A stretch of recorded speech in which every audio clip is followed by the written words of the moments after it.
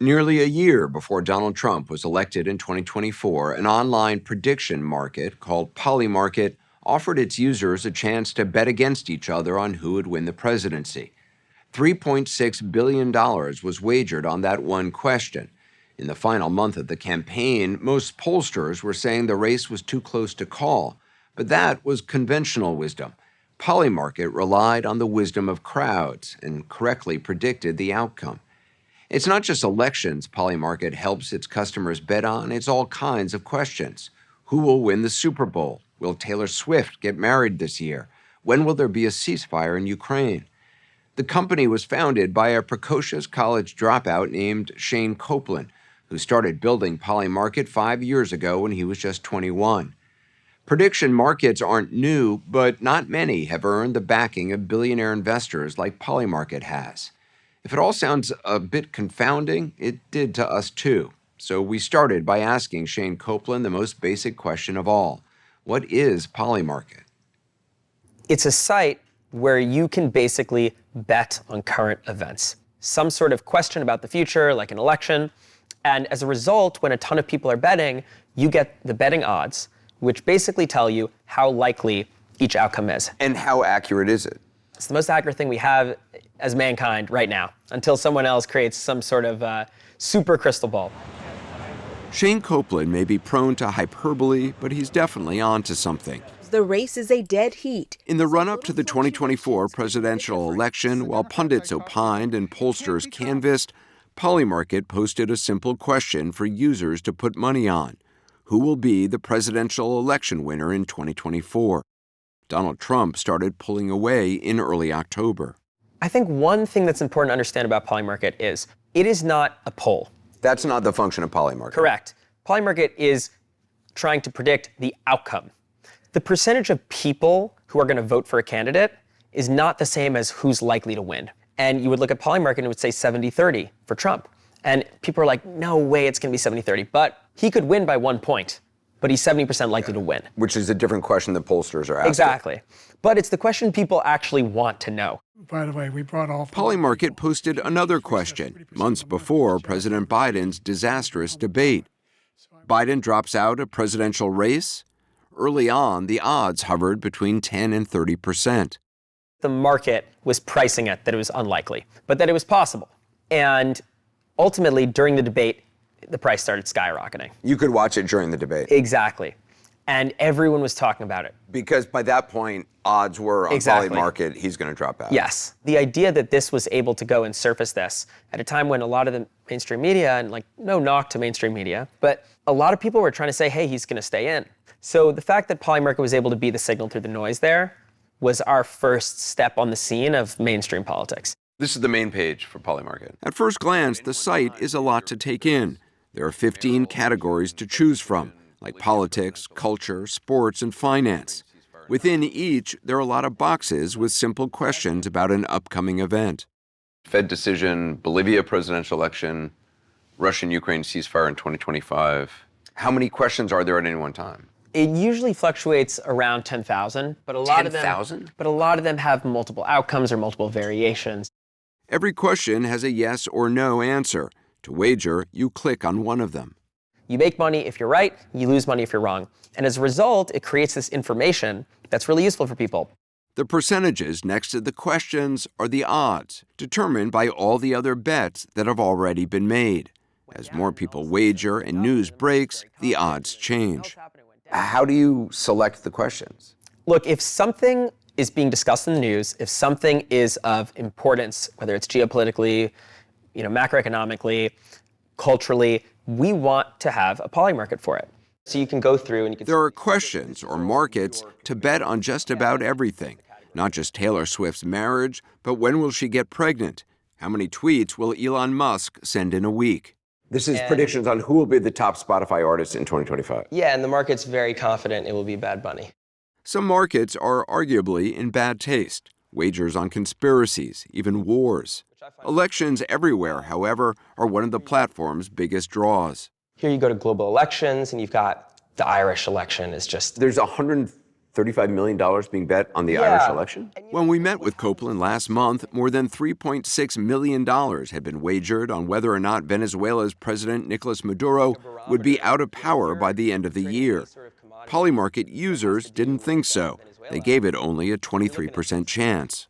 And if you buy no on that, and you're buying it at 78 cents, and at the end of the year, he's still in power. Yeah, you get $1 per share. So you've made a profit of 22 cents per share. I can see why this would be, I mean, I don't want to use the term addictive, but it would be compelling. I mean, maybe it is addictive, I don't know, but it's certainly compelling. This is how I see it.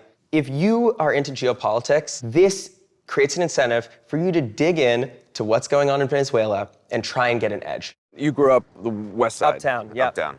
Shayne Coplan is a native New Yorker. He dropped out of NYU his freshman year, and when COVID hit, found himself looking for simple answers to complex questions. New York City was shut down, and it's like, when is this going to end? When's the vaccine going to be ready? When is shelter in place going to be over? And prediction markets can take all these disparate opinions that people are pontificating about or that they have really good reason to believe and distill it down into one probability. But if nobody knows for sure... Yeah, well, if people knew for sure, it would be 100%. But ultimately, it's going to get you something that's better than whatever you're seeing on the internet, where it's just a complete free-for-all of open outcry. But predictive markets do rely on someone having some inside information. Yeah, I think that people going and having an edge to the market is a good thing. Obviously, you need to curate them and you need to be really clear and stringent on where the line is drawn and like sort of ethics, and we spend a lot of time on that, but it's sort of an inevitability that this will happen and there's a lot of benefits from it, and people will adapt. The site still has critics. Some worry certain questions could lead people to commit crimes to win a big enough bet. Polymarket was criticized for some of their markets about the LA wildfires earlier this year. There was a Polymarket bet about how many acres would burn in the LA wildfires. Some have labeled it like arson markets. Someone could, in order to win that, try to burn more acreage. There were a lot of conversations about it, and there was a very select few of markets that felt that they were the most informational, with like the least sort of risk. These are really small markets, and there's tons of markets. And I understand this is really sensitive. It's the big markets that draw big bettors, and this is one of Polymarket's biggest. He's wagered more than $400 million so far. Online, he goes by the name Domer. I don't think of myself as a gambler. I'm taking very, very well-researched views on things. I feel like it's much more akin to investing.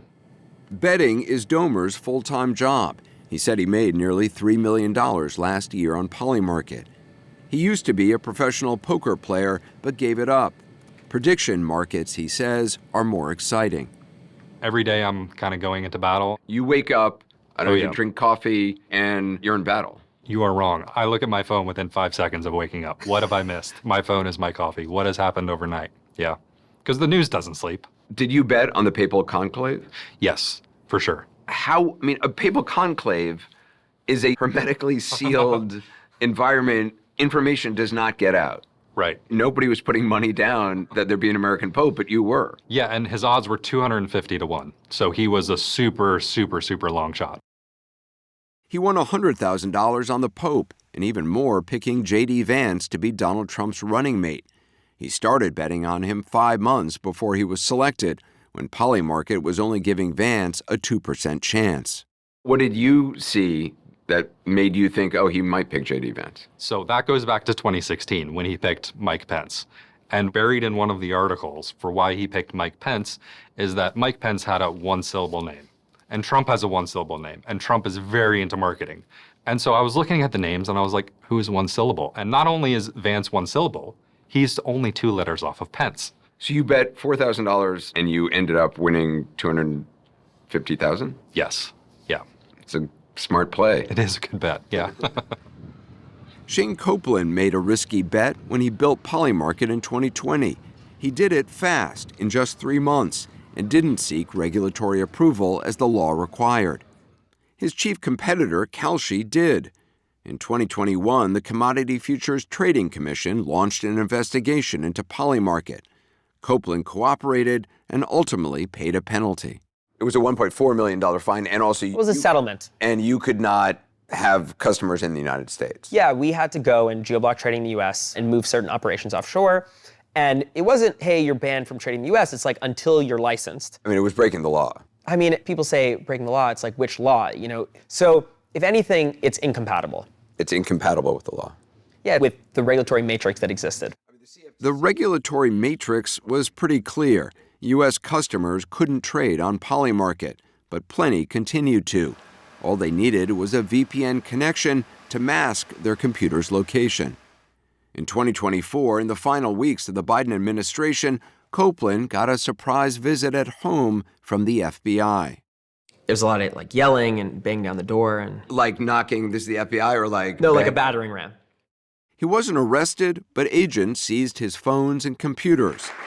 But with a new administration came a new appreciation for prediction markets. In July, the government dropped its investigations, and Polymarket was able to buy a fully licensed, legally compliant trading platform, paving the way for their U.S. customers to bet openly. 3 months ago, Coplan named Donald Trump Jr., already an advisor to Kalshi, to Polymarket's advisory board. And Trump Jr.'s 1789 Capital Fund invested around $10 million in the company. I think there's going to be people watching who think that you put the president's son on your advisory board to get influence, to be able to protect yourself. So it's definitely not to protect myself. I mean, look, like they invested, right? We're in this admin. This admin is very pro-innovation and pro-crypto and pro-Polymarket, which is amazing. The administration. Yeah. And you know, I need help navigating that, right? I'm a young entrepreneur. If I have people who believe in what I do, who understand how politics works and can help guide me and teach me, you know, there's nothing wrong about that. Last month, Polymarket got its biggest validation yet. The company that owns the New York Stock Exchange announced it was investing $2 billion in Polymarket. You like the floor. Days later, we met Coplan on the trading floor. What's it like to see your name up there? Yeah, I love it. It's cool, man. He told us Polymarket's data will soon be integrated into the exchange to help investors and traders get an edge. What valuation now has Polymarket been given? $9 billion post-money valuation. $9 billion. Did you anticipate that? I mean, I didn't start it to not get here, you know? Shayne Coplan is now a billionaire, at least on paper. And Polymarket, it still hasn't made any profit. It gives away its main product, its predictions, for free, and doesn't charge fees on trades, at least not yet. How many people use Polymarket today? I mean, there's tens of millions of people who are looking at the odds, and it's mid-hundreds of thousands of people who are trading. But for you, the goal is a billion people. Yeah. So will Polymarket reach a billion people in 5 years, yes or no? It's a great question. What are the odds on it? I love it. 1 billion people is a lot. There's going to be a lot that we have to get right. The thing that drives me is that there are billions of people who could find value in this, which means until those people have Polymarket, are getting value from Polymarket, job's not done.